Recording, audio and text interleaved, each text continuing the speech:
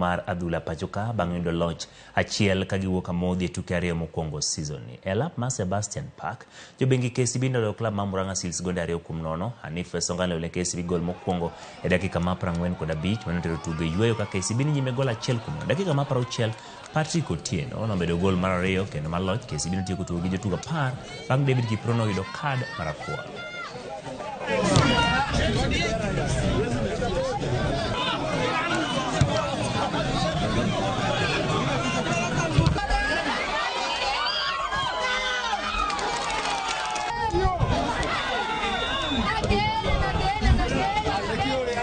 Ukiangalia dakika za kwanza mpira ulipoanza kama 20 minutes tumekuwa na chances nyingi, hatukutumia hizo chance.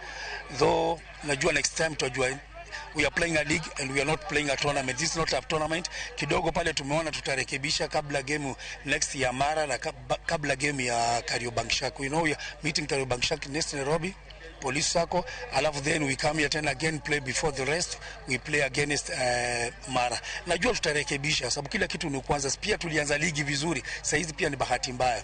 Though it's so sad when losing at home, watu wakijua timu ni mzuri na chance tumekuwa tuko nazo.